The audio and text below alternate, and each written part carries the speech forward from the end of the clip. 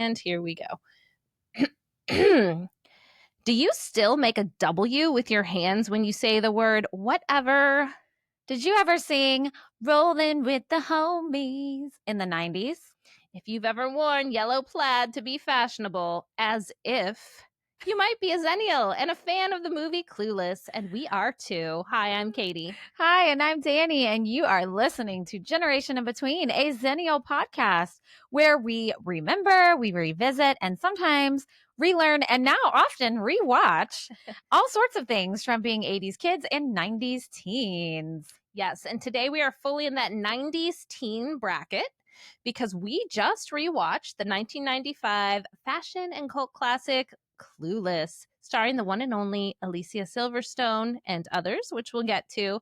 We both watched it, and then I did some additional background research on it, and I've decided to present that sort of as fun facts as we go, and then we can talk about what we thought with the movie. Actually, I renamed them to Fly Facts. Oh my God, no, you did not. Yes, I did.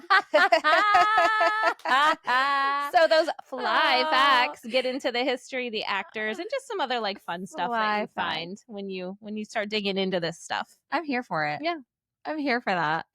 But before we get into that, we just want to give you a reminder right now in the beginning of the episode, because we usually do it at the end, and some of y'all peace out before you hear this. They do. So remember to review us everywhere you listen, whatever platform you're on. My mic is being weird. Okay. Is it? I'm good. Okay. Tell all your friends, family, whoever you want. We love getting a new listener or two. And guess what? We now have 31 followers on YouTube. Yes. Over 30. Hey. Let's do it.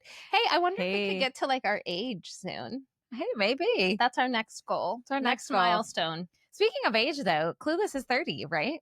It is. Yeah, that's wild. Which is partially why we picked it. Yeah. Because it's popping up all over social and stuff, talking about how it's 30 years old. You know they're making a musical, right? So there is a musical already. Oh, there is? I thought they were making it.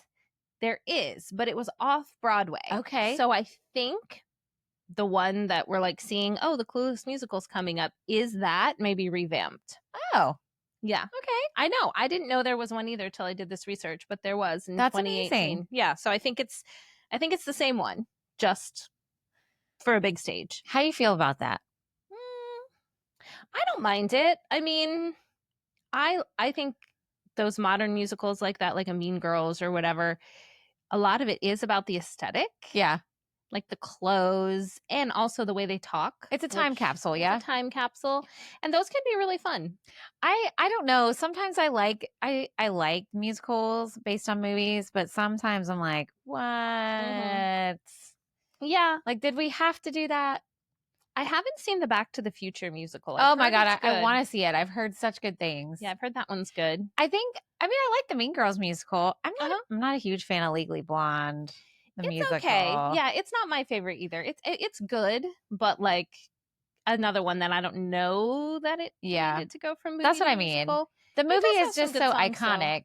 Right. And that's how I'm wondering if Clueless would be. This will be like that. Because, it might be. We'll see. I guess we're going to find out. I'll go see it. Oh, yeah, me too. I'll be there. Yeah. Wait, did we check? We did check the mics. Yeah, I checked all the things. Oh my gosh. Don't worry. I did. I'm drinking my coffee as we speak. It's good to ask me because an hour from now I'll be like, oh my God, the mics aren't on, but not today because I checked it. Well, I just had to make sure before the fly facts come rolling in. Yeah, they're going to come fast and furious. But before we get to those, let's just in general talk about how we felt rewatching the movie. And have you rewatched it since the 90s? The 90s. Okay. Before this week. So it came out in 95, right? Mm-hmm. Yeah. So I was the perfect age for this movie because I was 15, 16. It was perfect. Mm-hmm. Loved it. We'll get into more talking about that. I used to have it on VHS tape. I said it correctly, everyone. Well, I don't think you have to say tape. Oh. You just say VHS. So you got it No. VHS. Yes. Well, what does VHS stand for? Video home something. What does it stand for? That's What's the S stand for? System? Maybe. So then you would have to say. Well, yeah. I don't think people do. I think when I say VCR tape, that's wrong. Video cassette recording. Right. Because then it's recording. It's like ATM machine. Right. So VHS tape is correct. VCR tape incorrect. Okay. We just established that. I can follow that line of thinking. I'm still going to do it Yes. wrong. But anyway, so that was one I always, and I think I eventually even got it on DVD, like when DVDs started coming out. Mhm. That was one I used to always have. Like, remember I told you I used to watch, like, just have DVDs on when I was in college doing homework Yeah, just in the background. and studying. That was one. Okay. Yeah. That's a good one. But I haven't watched it since then, I would say. Okay. So I was 13 when it came out, and I remember between like same thing, like 7th, 8th, 9th grade, and just the fashion around then. Yes. Like there's pictures of me in that age in like the baby doll dresses or the plaids or the whatevers.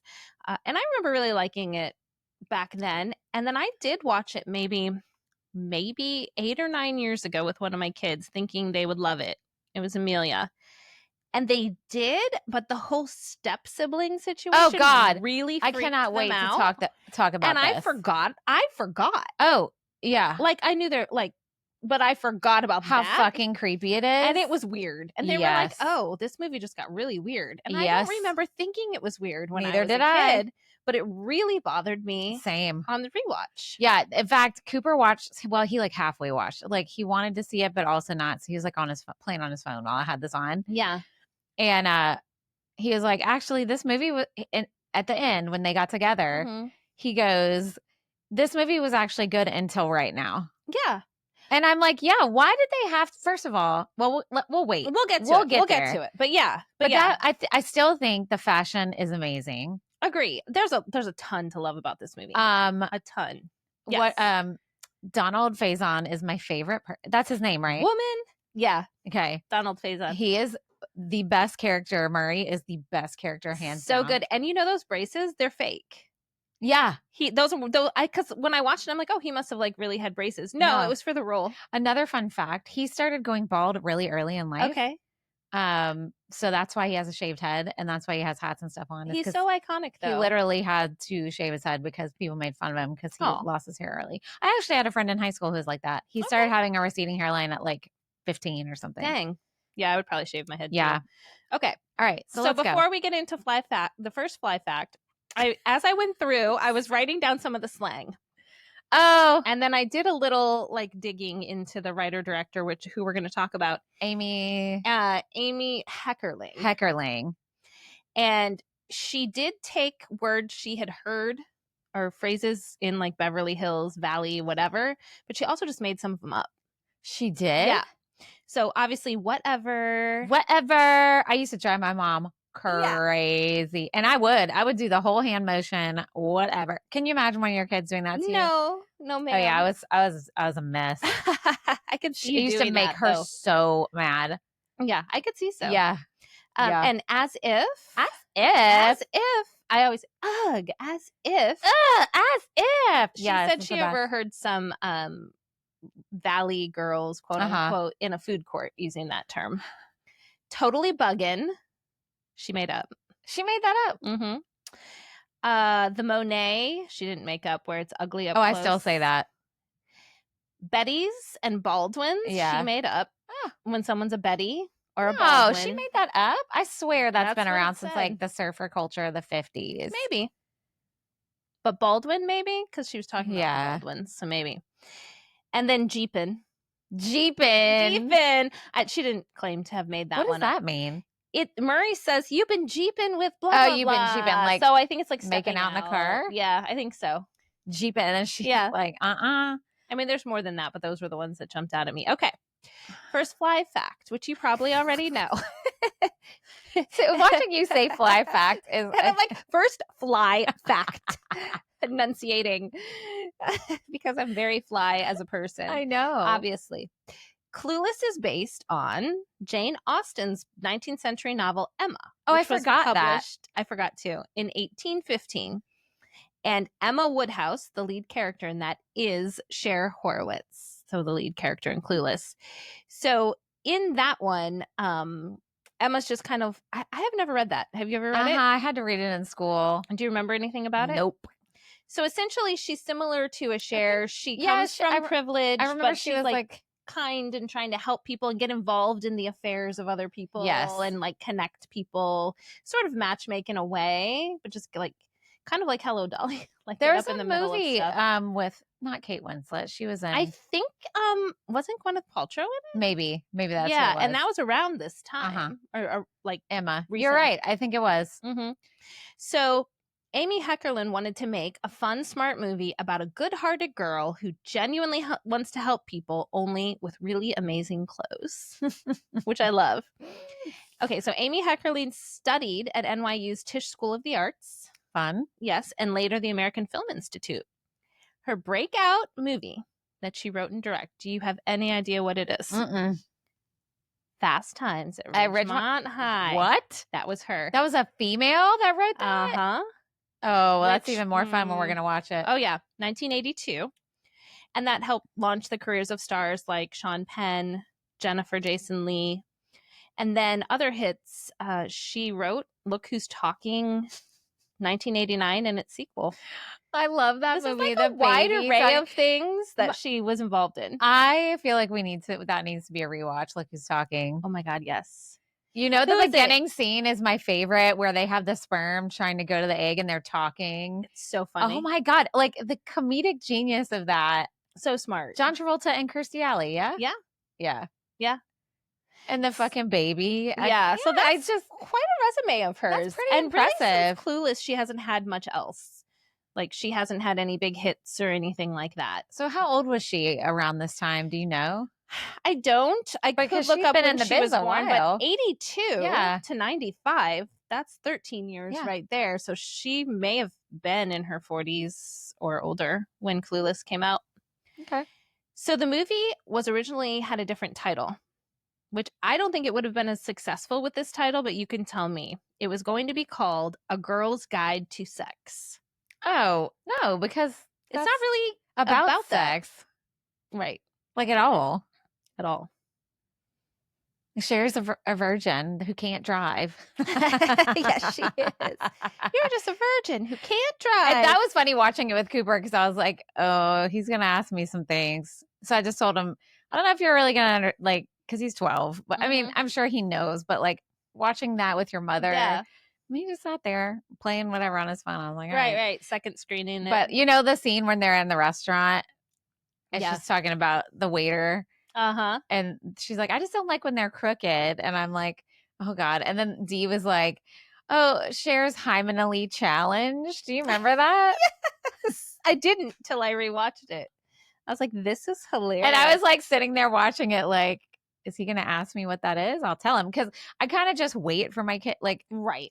I'm not going to like force information on you unless, I mean, obviously factual information you need to know. Some things need to be said. But that, I was like, is he going to be like, Mom, what's a hymen? Because then I would tell him. But if he's not going to ask me, then we're not going to go down that road. You're okay. I think you're okay. And eventually maybe he'll know. And he probably already knows. It's might, 2025. Honestly. Or maybe he just like made a little list in his notes app to look probably. up later. Great. And he would have found the answer. Don't worry. All right. So moving on to more fly facts. We're going to talk about the cast. Of course, we have to start with Alicia Silverstone. Yes. She did an audition. Really? She did not audition. She was chosen because Amy, the writer-director, noticed her. Want to guess how she noticed her? What else was Alicia Silverstone in the 90s that she's iconically known for? I wonder if you know the answers to this. Well, she was in that movie, The Crush. But that was after that. Was she in Noxzema ads or something like that? No, that was Rebecca Gayheart. That was Rebecca. I love her. I don't know. I don't know. She was in the Aerosmith music video. Oh, I thought that was after this. It was before. Oh. Yeah. And she was 18 in that video. In Crying. So she was old during this movie. Yeah. Not old, but she wasn't 16. No, she wasn't. Okay. She was like 20. So other people who were considered for the role of Cher, Reese Witherspoon, who would have been adorable. But younger. And I feel like she's so cute. But like, I don't know. I feel like Cher needs to be tall. But I feel like Reese Witherspoon's destiny was Elle Woods. I agree. And now we're looking back at it with that lens. Yeah. If she had never been Elle, then maybe I'd be like, oh, but that's all I can think of. And also Sarah Michelle Gellar. No. But she either turned it down or she doing didn't Buffy? do it. No, she had scheduling conflicts with All My Children. Oh, yeah. She was still on All My Children. She was Erica Kane's daughter. Yeah. Mm-hmm. And then Buffy was not too long after this. Yeah. All right. So then after Clueless, which catapulted Alicia Silverstone to fame, she was in Batman and Robin in 97. Oh, yeah. She was Batgirl. And Excess Baggage in 1997. I don't know what that is. Did you see that one? I remember the movie poster, but what I really remember was The Crush. That was a good movie. Yeah. She played this psycho who like had a crush on that man. I remember that. That was a good one. And really after the late 90s, she didn't drop off, but she just kind of pulled back and started doing like some TV appearances. She did regular theater. She was in some stuff on Broadway. And then I don't know how much you follow her online now, but she's a passionate activist. She's kind of a weirdo, but she you go, girl. She can be. She's the one who like chewed up her food for her kid, like and then spit it out so they could eat it. That was her, right? Yeah, that's her. Like she's super natural and like she is. So she's an environmentalist, animal rights, and she's a pretty well-known vegan. I won't say she's a weirdo. Let me reverse. Yeah, she does things differently. She has just some very alternative, sometimes interesting. I think her son's name is Bear. Yeah. Yeah. I mean, she's out there, but also good for you. If your belief is what you believe and you're not hurting nobody, then you go. Yep. She wrote a book called The Kind Diet, which is promotes, it's not a diet, but it promotes plant-based eating. Okay. Meaning like be kind, don't eat animals. I see. And she's that's okay. big with PETA and other things. But Cher and Clueless is like her iconic role. Her iconic role. And really, oh my God, what is that guy's name? It's a designer. I can't think of it now. People are screaming at me if they follow her on social, but she's really, really good friends with him. And he just constantly uses her as a model, even today. Like, he'll just have like a runway show and she's there and she's like wearing the best. He makes things for her. And she looks about the same, but what I like about her, obviously she's got good genes. But she takes care of herself. She takes care of herself. Yeah. But she's a normal size. Good. She's our age. Tiny. She's our age. She's got some wrinkles. Like, she looks great. I'm sure she dyes her hair or whatever, but like, and he like, dolls her up. Who's the designer? Oh my God, he's young. You have to look it up later. Christian something. Oh, is it Christian Siriano? Yes. From Project Runway? Yes. He was one of my favorites. I love him. Mm-hmm. And they are like good friends. And every picture you see of them, he like gushes about being able to like dress her. That's fun. And so she's like his muse. Yeah. She is. Everybody needs a muse. Siriano, that's what it was. Yeah, Christian Siriano. I could see his little face and his little glasses. I used to be a huge Project Runway. Me too. Oh my God. And until Tim Gunn left. I know. Fuck it all. I don't want it if Tim's not there. You know what? We can't make it work without Tim. We cannot. Don't even try. I ever tell you the first time we went to New York? Well, me and my family have only been once. We went for like a weekend when we lived in Virginia. Kaden got a stomach virus when we were in the middle of a tour. Oh no.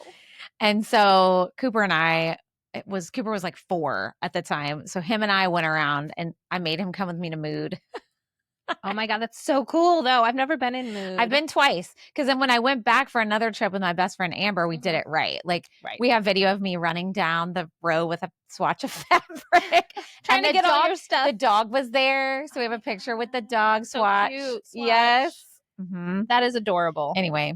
Next time we'll have to go to New York and we'll have to go there. We have to. It's so cool. Maybe when the Clueless musical comes out. That gives us a reason to go.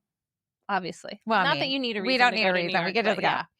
All right. So let's talk about Stacey Dash. Oh my gosh. Yes. Dionne Davenport, the stylish and sassy best friend of Cher.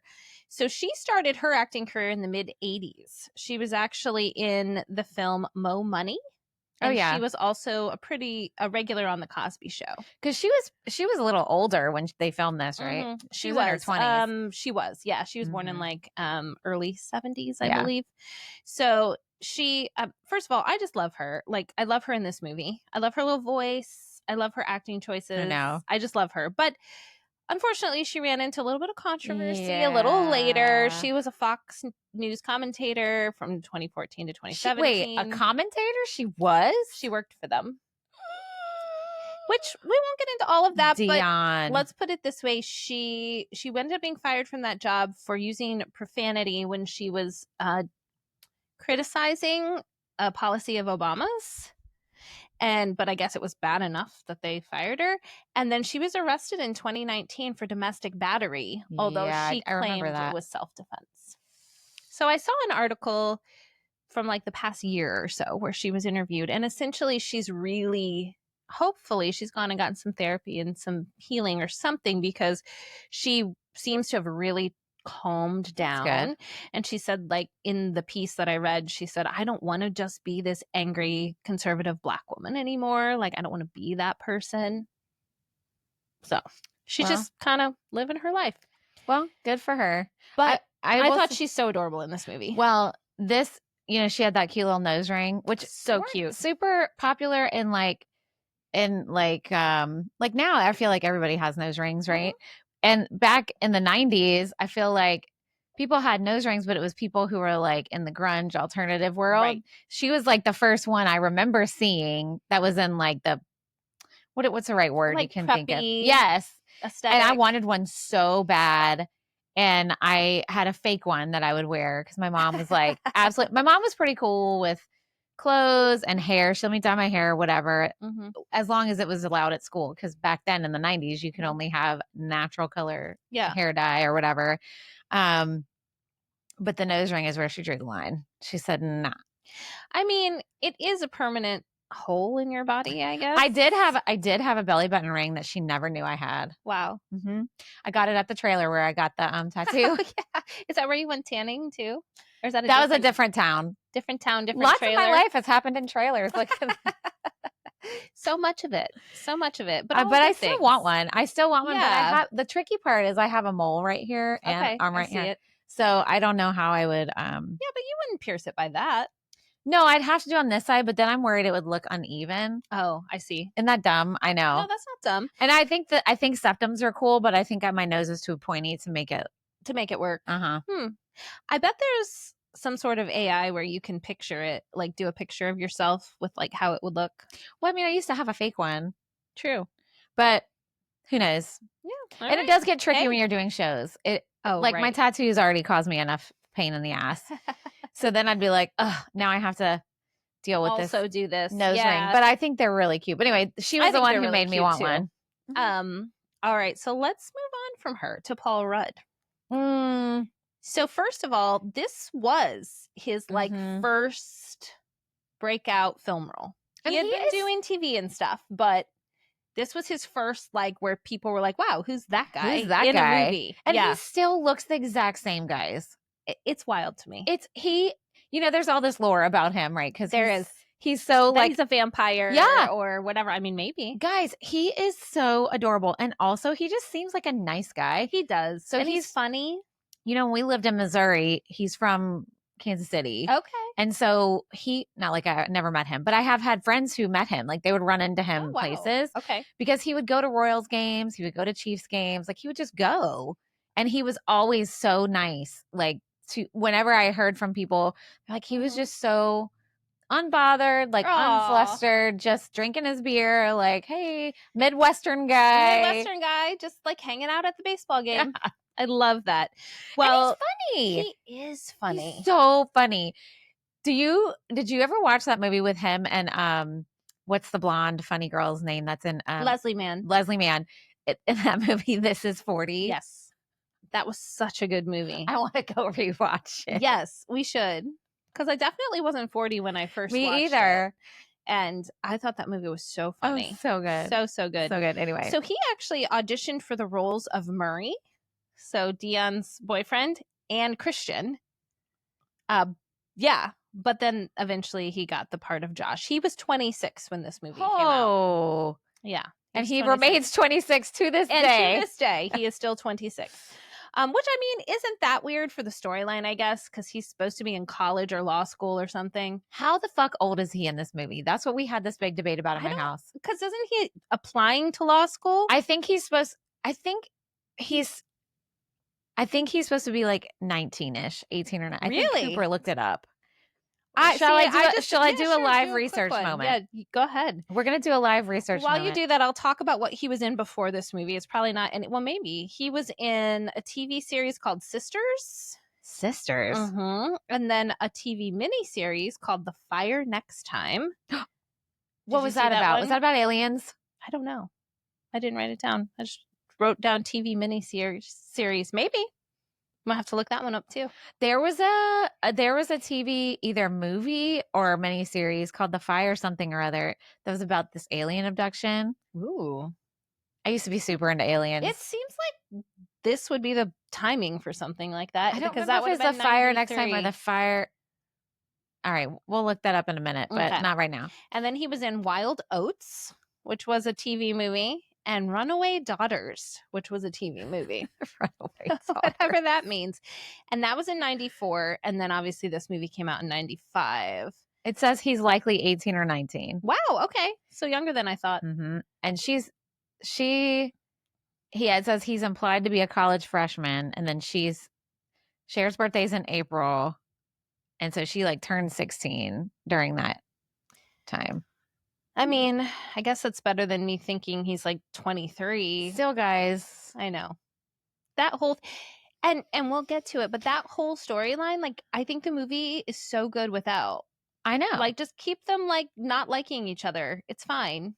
I think to me it's not really the age years at that point in time in life. Right. It's the different life stages. Absolutely. Like if you're in college, if he was say a junior in college and she's a freshman in college, that's not as big of a deal as like she's a sophomore in high school with no license yet. She can't drive. He's a freshman or maybe a sophomore in college. Right. That's a big difference. Yeah. I agree. Anyway. It's not your fault, Paul Rudd. We love you. So then after the movie, of course, he's been in all sorts of things. Anchorman. He was so funny in that one. Oh, my God. Anchorman. The 40-Year-Old Virgin. Yes. Role Models. I Love You, Man. And also the Marvel Cinematic Universe Ant-Man. as Ant-Man. And in 2021, he was People's Sexiest Man. Hey, let's go. I don't even know. Took long enough. No, that wasn't that long ago. Oh, well, as soon as he came on screen, Cooper goes, "Hey, it's Ant-Man." I love that. That's where he would know him from. Right. I love that, though. And he looks exactly the same. I know. All right. So let's talk about Donald Faison, who is most well known for being Dr. Christopher Turk on Scrubs. Did you watch Scrubs? I did. I like Scrubs. I didn't watch the whole thing, but I used to watch it. I think it came on around the same time as something else I used to watch, like the first season of it. Yeah. But I didn't watch the whole thing, but he's so funny. He's so funny. And we've seen him in another movie we watched, Can't Hardly Wait. Oh, yeah. He's in, what's it called? Love Burger? Love the band. Burger. And he wears the cowboy hat. Yeah. If he's wearing the shirt, I'm wearing the hat. I'm wearing the hat. Yeah. He's so funny. He's great. And then I guess he is a voice on Robot Chicken. Okay. Yeah. And he also has a podcast called Fake Doctors, Real Friends with Zach Braff. Oh, yeah. I was talking to somebody about that the other day. They said that's where, because somebody told me about him being bald, and they said they heard it on his podcast. Okay. And, they're on like T-Mobile commercials together now. I just love that they're still, I know. And you can tell that they're friends. Yeah. And it's one of those things where by themselves, they're both great. Oh, yeah. But there's something about them together that's just fun and For engaging. And I don't know, it just makes you feel good. Yeah. Always a good time with those those guys. He also has guys. not aged. Yeah, actually, at now all. that you say that, He has not aged. honestly, Really? Murray in Clueless looks exactly like the I guy know. on the T-Mobile commercials. Yeah. Wow, weird. I know. All right, so then we've got Breckin Meyer, which Yay. Also can't hardly wait. Also can't hardly wait. His birthday is today. He is 51. Hey. May 7th, we're recording. I looked it up and I was like, oh my God, it's today. Happy belated birthday, because that will not come out. Nope, it'll be on recording day. Breckin Meyer. Breckin Meyer. And so this was, again, one of his first film roles. He was in The Craft in 1996. Oh, we got to watch that too. I feel like we have so many movies. So many. Can't Hardly Wait in 98. Go in 1999. Oh, yeah, Go. Road Trip. Remember him in Road Trip? Yeah. That movie's so good. He was the main guy. Yeah. Yeah. He was like trying to get back to his girlfriend. Trying to get back to his for girlfriend. Something. And they were trying to get a videotape of him and another girl back or something. Yeah. Because Seth Green was not Seth Green. Who was the Tom Green? Tom Green. And he had that snake. And he was like a tour guide. who made out with the mom at the end. If y'all never seen this movie, you're like, what are they talking about? It's probably super problematic. Oh God, I can I'm think of at least 10 things right now, but parts of it are funny. In the moment, it was great. Yeah, and he was in Josie and the Pussycats too in 2001. Oh, yeah, okay. And then he's been in just a variety of TV shows and things like that through the years. In the article I saw about it being his birthday, it was a People article. He looked great. I wouldn't say he looks exactly the same, but his hair was like salt. He's and pepper. recognizable. Yeah. And he looked cute. All right, then we have the girl who played Amber, Ellie Goldsmith. Amber. She actually didn't have much of a career after this, but she had been in a few sitcoms leading up to that, including a recurring role on Saved by the Bell. I don't remember her, but it fits. She actually, after Clueless and as she kind of got further into her 20s, she transitioned more to producing. So she's a producer and a behind-the-scenes person, and actually was one of the, this is going to sound weird to say, one of the producers for The Producers on Broadway. Oh, nice. That was her. Nice. So she's still doing that kind of work today. Cool. Yeah. Then we've got Mr. Hall, Wallace Shawn. Obviously, we know him from Princess Bride. And he's also the voice of Rex the dinosaur in Toy Story. As soon as he started talking, Cooper was listening and he's like, oh, he's Rex. And I was like, oh, yeah. He's definitely one of those voices / personalities you immediately recognize on screen. Immediately. And then his love interest, Ms. Geist. Yeah. You're never going to, do you know her name? I don't know her name. It's something weird. Twink Yeah. Kaplan. I knew it was something weird. Cute. But she later was on a lot of TV shows. She was on the Steve Harvey Show. She was in National Lampoon's Senior Trip in 95, which was the same year. Was she the teacher in Varsity Blues that's a stripper? Or is that somebody else? No, I don't think that's her. Okay. And then she was in The Hot Chick.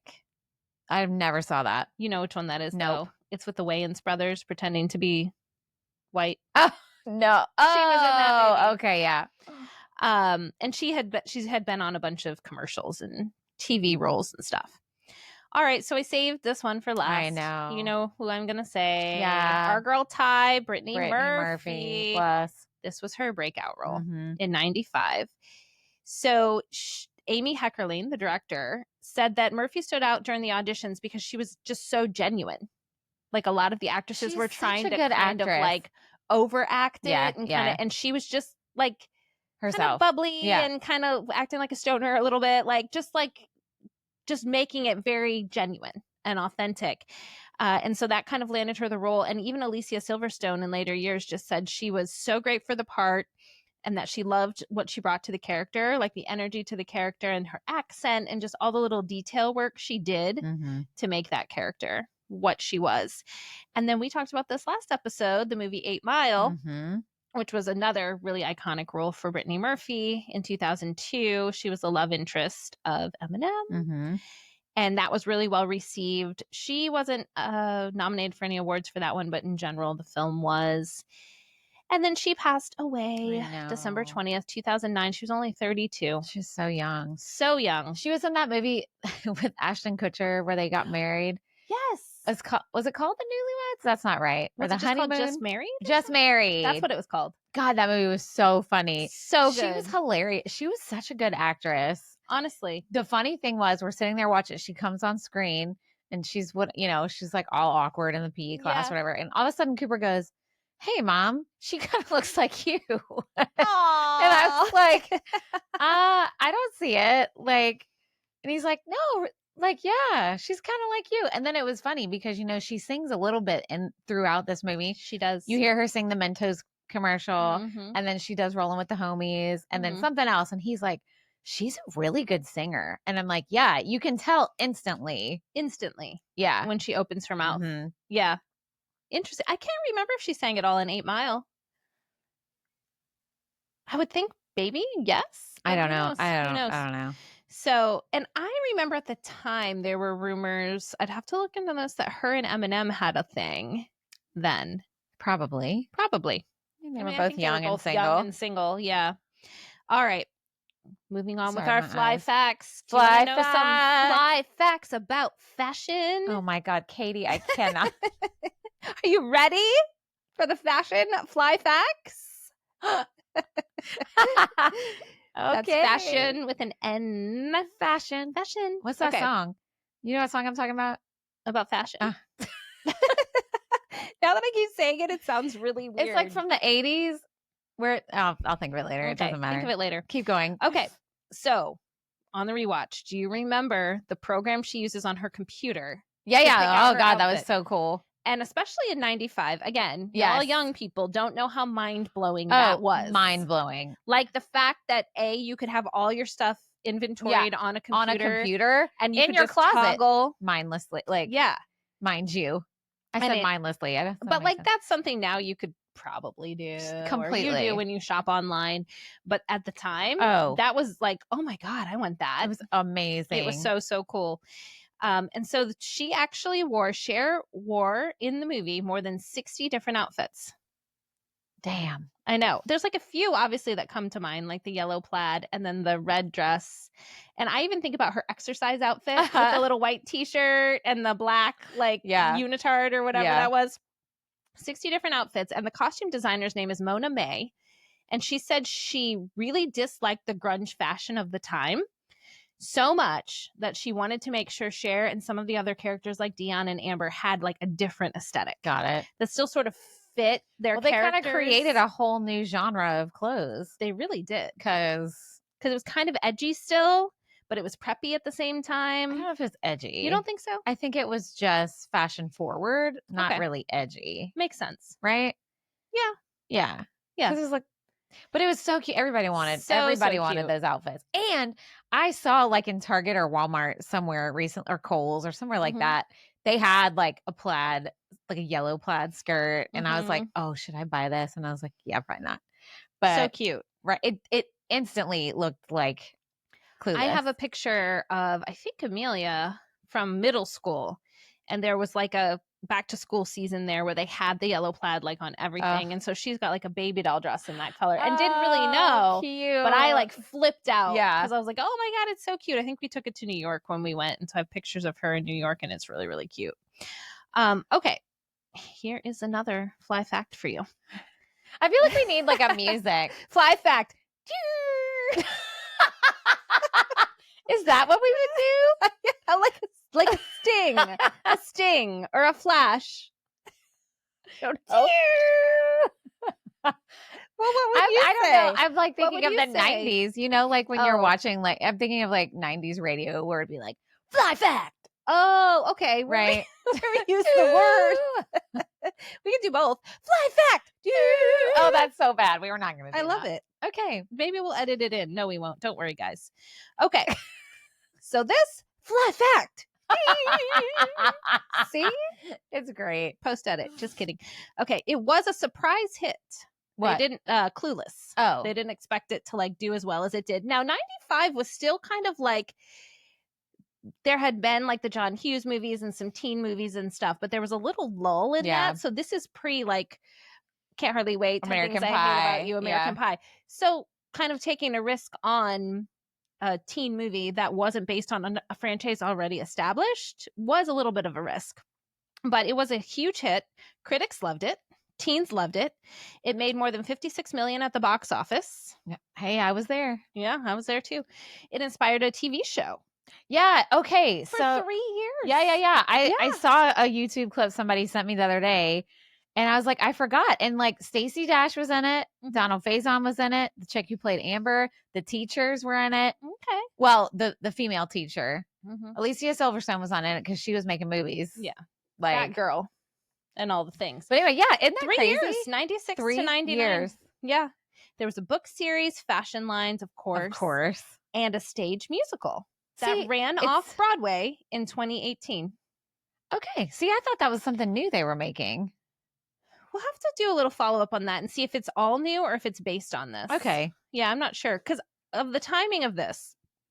Because, you know, I know so much about producing Broadway shows, but the timing on this would be thus that if they were like, yeah, let's make this a bigger thing, 2020 would have been in the way of that. Oh, yeah. So I wonder if they tried to make it happen back then. We'll have to see. It fell apart.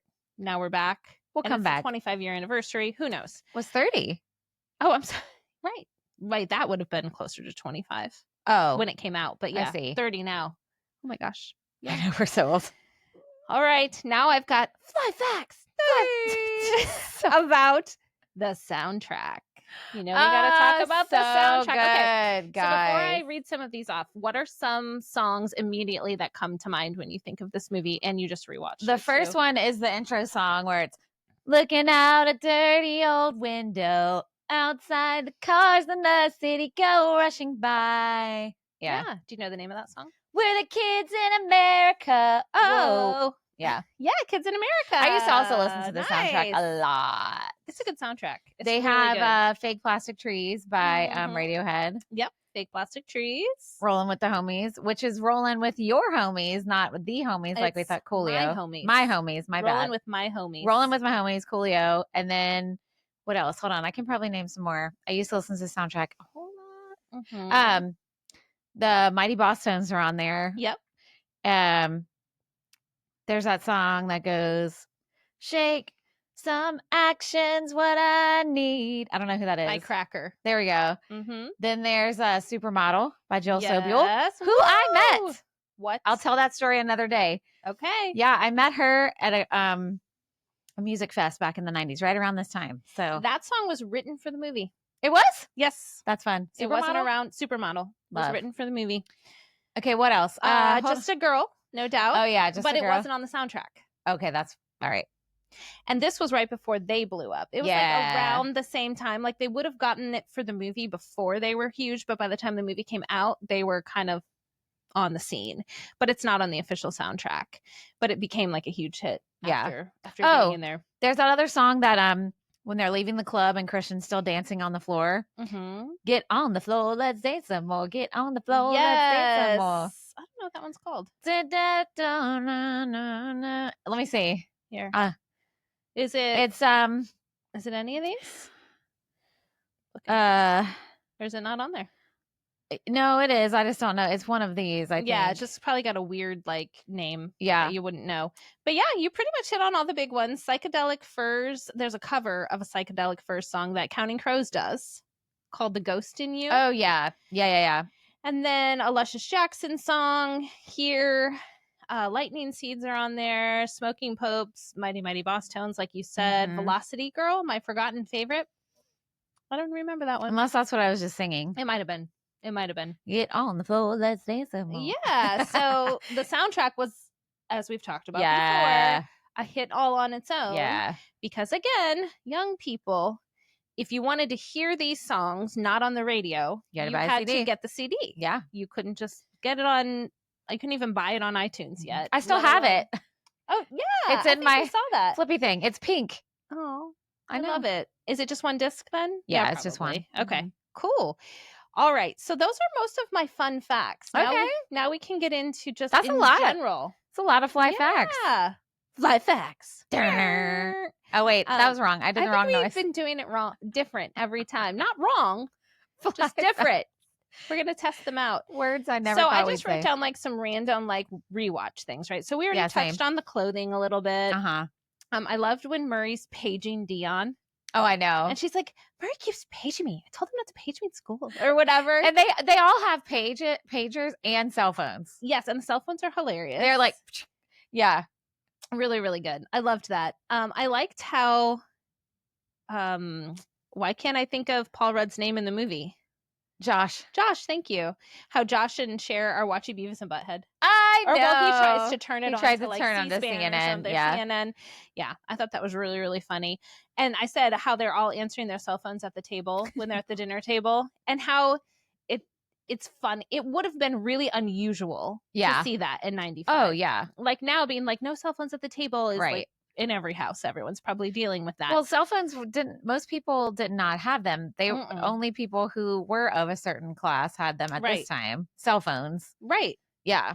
So that would have been like really, really funny. Lots of really funny references too. So they talk about Marky Mark. I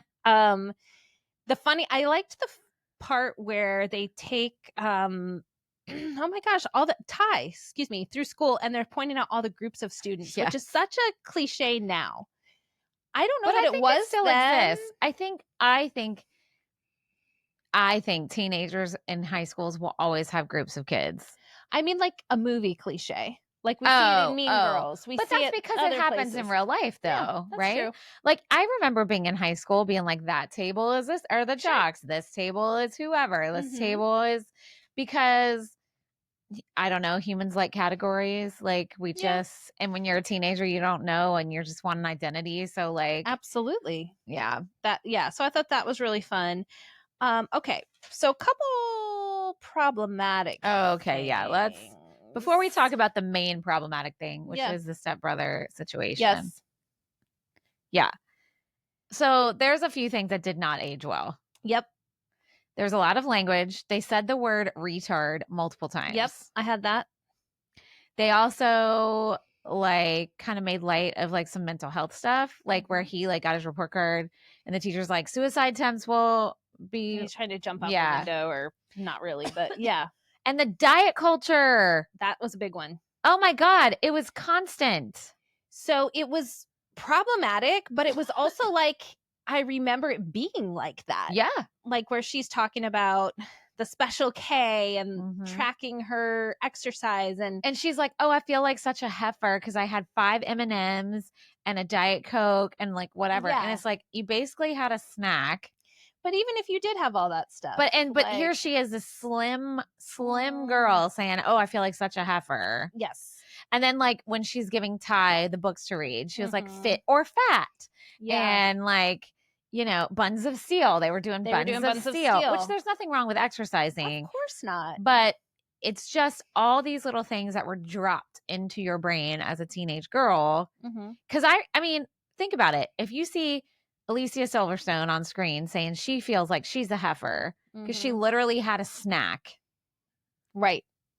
I think What are from you gonna a do? grown person's perspective, it's supposed to be funny because she's obviously not one, and the things she's listing wouldn't be. But to your point, if you're saying that as a middle schooler or Yeah. you don't know, you don't have Well- the depth of that understanding to be able to Well, but be even like, as oh, an they're being adult, funny. Even Like, as an adult, it's not funny because right. I know plenty of grown-ups who think like that Oh, sure. still, Yeah. right? And Yeah. I think it's just because it just reinforces all that toxic ideals that were kind of ingrained in society at the time Yes. and still is. I mean, we are in the Ozempic age and we won't go into all of that, but I feel like it kind of goes in this pendulum swing. Definitely. And so we were in this really great progress of body neutrality and body positivity Mhm. and seeing people in all different bodies and kind of understanding more about health. And I feel like I'm not saying that Ozempic is all bad. I'm just saying the Ozempic scene now has pushed us way back.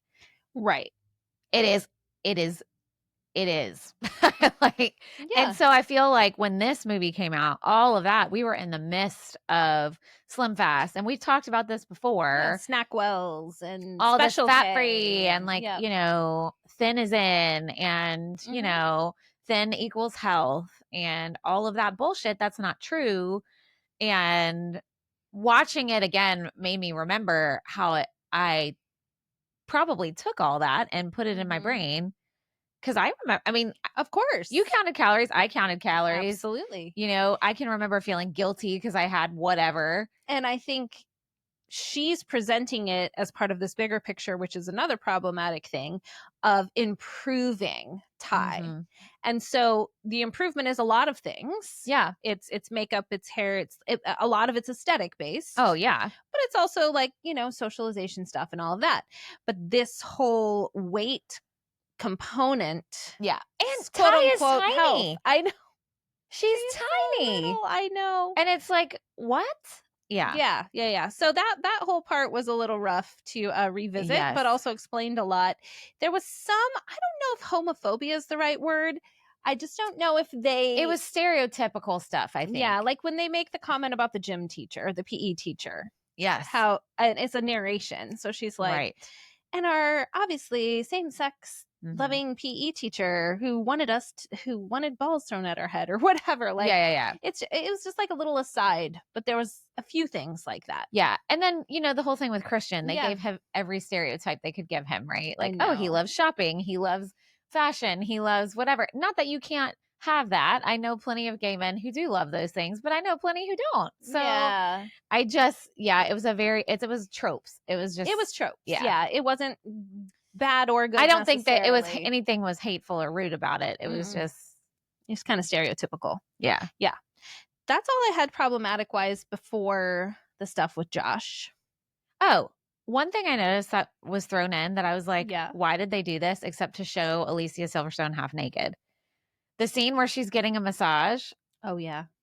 And it makes it's literally just that one scene where she was like, I'm so tense. Even my masseuse said I'm carrying, whatever. And then it moves on to the next scene. It's literally just her half naked getting a massage and then moves on. Yeah. Yeah. And I think you notice that stuff more, in a rewatch. Of course. And then as you're older, too. Well, yeah. Yeah, it's like, did we need that? Like, that seemed No. unnecessary. That was totally just to show her bod. Agree. But it makes me feel better knowing she was of age. She was. Yeah. She was fully an adult. That makes me feel better. Yeah. But I did also never notice. Did you notice when you were rewatching all the face bandages? Yeah. Oh my God. I forgot dying. About I don't think I ever noticed that, but there were so many like nose bandages and chin bandages from like obvious supposed plastic surgery. Right. It was so funny. Which was sort of the culture of the high school where they were. And I think that's another reason people really liked this movie and still like this movie is a lot of the things that are happening in it are kind of unattainable for the average person. Right. Like the fashion Yeah. and the talk of plastic surgery and the nice cars and the mansions that they live in. I think it takes you to kind of that aspirational place where you're like, oh, that's not my life. I wonder what that's like. Yeah. And the fact that Cher is actually a pretty nice person generally, and like in general, it's a wholesome story, is kind of nice. You feel comfortable in that space as opposed to things that came later, like the Kardashians or things that might be toxic, right? Which was not fiction. Well, kind of fiction. Kind of. I actually love watching a good Kardashians marathon. Yes, I do. Interesting. I had never watched it. And then I was in Vegas for my sister-in-law's 40th, and it was like the day after we gone out, so we just turned it on and we're like in the background, we're watching it for a few hours, and I got kind of hooked on it. I was like, oh my God, this is so interesting. I never was a big fan of the Kardashians, but I used to be a huge Real Housewives person. Okay. Huge. Before it got to be what it is now. Like the OG season. Yeah. Oh my God. I loved them. I used to watch all the things on Bravo. Yeah. Back in the day. Bravo's got some good Except stuff. I never, like, Kardashians are not my jam. But anyway. Yeah, that's fair. Okay, so another problematic is the stupid Elton. Oh, yeah. He's so skeezy. And when he's like in the car with her and he's like singing to her. Yeah. I was like, I know. gross. I feel like I didn't like him anyway. Yeah. As a younger person watching it from the jump.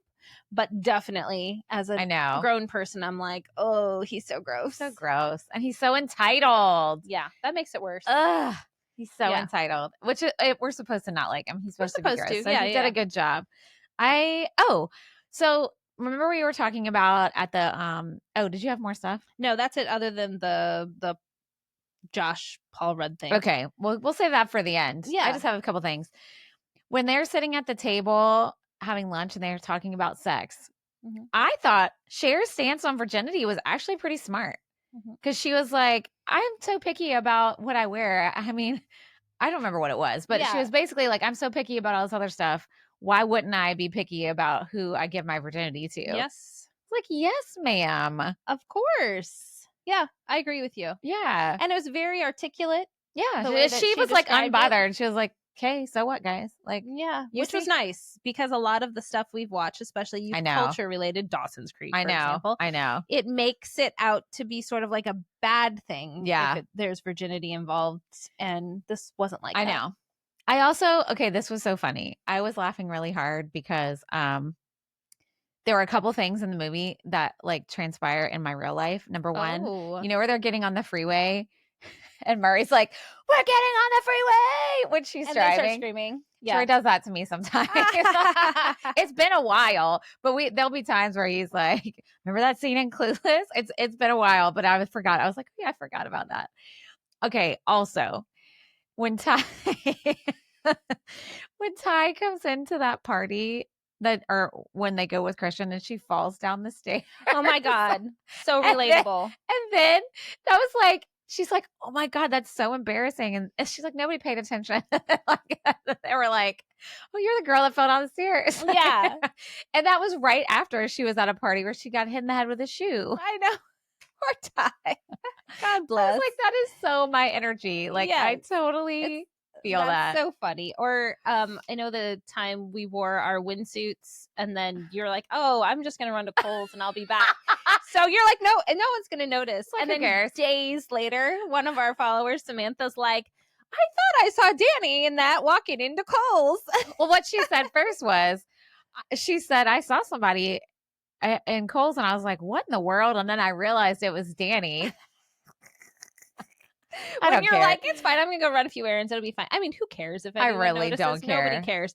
But it was funny. It was funny. noticeable. But it is totally, especially because I am not very coordinated and I do have horrible luck with clumsiness. In fact, I just showed Katie a boo-boo I got on my leg today. It's really bad. Literally from running into my bed, putting away laundry.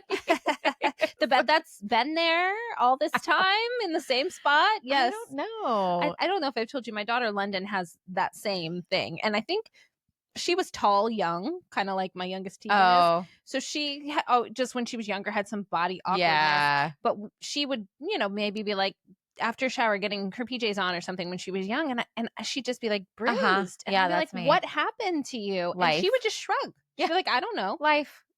I don't have the tall excuse, but she's like, yeah, like totally that's fine. me. Yeah. Anyway. Oh, there were some racist comments too. Oh, see, I think those went right over my head. Not really. Well, they were like racial stereotypes. Let me put it that way. Okay. And like when she talks about, I mean, now one she did get called out on when she's like talking to her maid and she's like, I don't speak Mexican. And Josh is like, she's not Mexican. She's from El Salvador or something. I don't remember what he said. Right. And it was just like that. Yeah. That kind of stuff. It wasn't as bad as other. Right. But no, you're right. But it was there. And yeah. I think that's all I've got. And then just the Paul Rudd stuff. Yeah. And I feel like just exactly what Cooper said.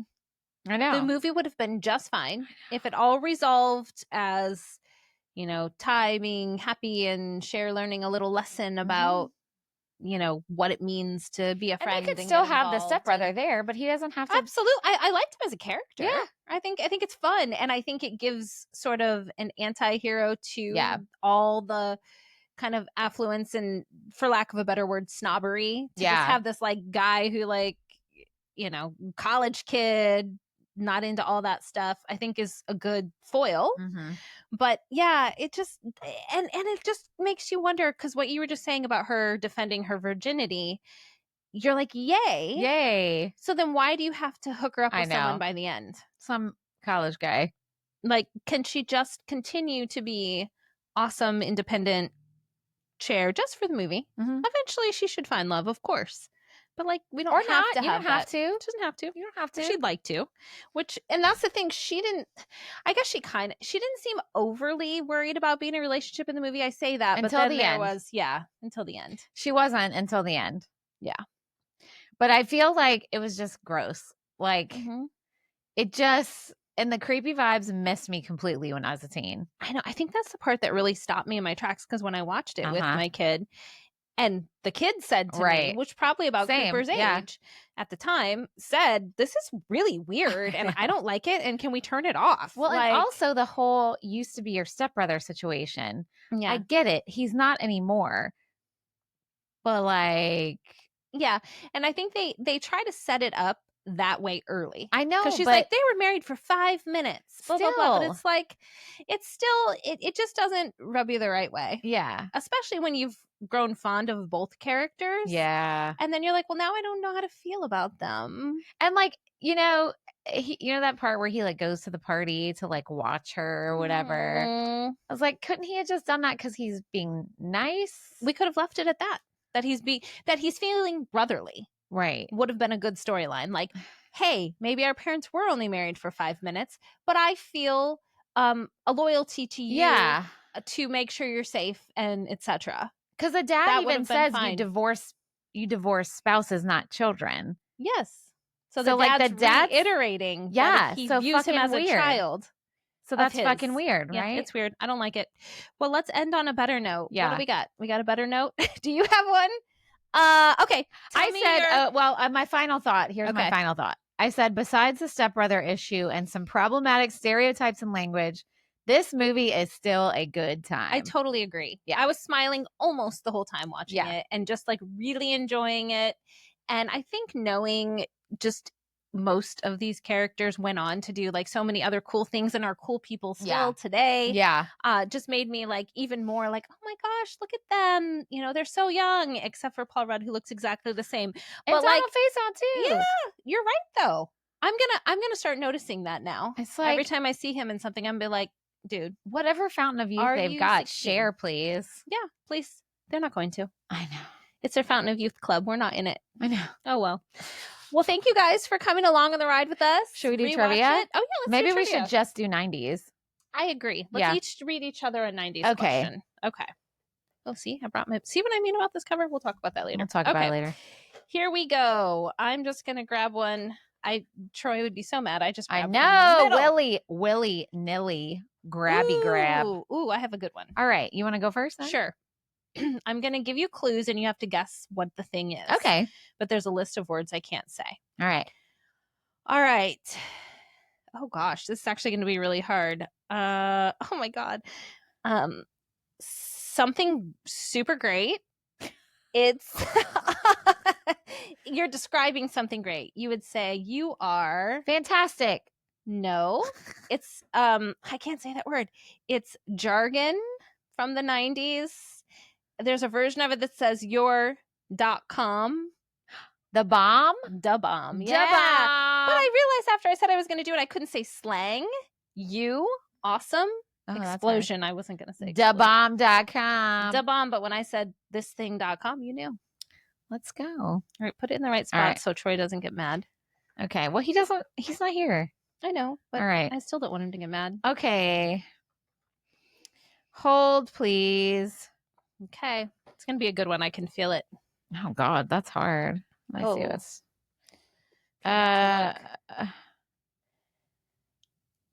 Okay. You might get this. Okay. All right. I'm going to give you some clues. And you just guess as soon as you can. There's 3. Okay. I was team coach of the Bricklayers on MTV's Rock and Jock series. Okay.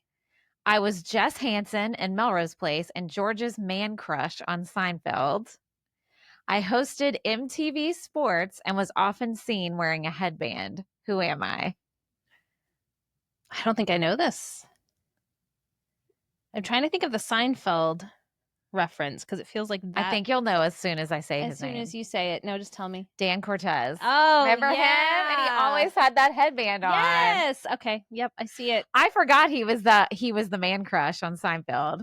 So. Oh my gosh. So good. All right. Well, listeners, let us know if you got those right. If you're a Clueless fan. Yes. If you're going to go rewatch it. All the things. Let us know. Oh, and by the way, I will probably have already posted this on socials by the time you hear this episode. But we have our whole Xennial Girl summer books and movie picks selected. So what that means is we are going to read 4 Xennial book classics this summer and have episodes about them. And we'll rewatch 4 Xennial movies this summer. Yep. We've already picked them. If you want to read and watch along with us, I will have put out our list of the dates that our episodes will go live. Yes. So that way you can have watched or read in preparation for the episode. I love that. I can't wait. I know. Xennial Girl be Summer. So good. Yay. All right. All right, guys. Soon. We'll see you next time. Bye. Bye.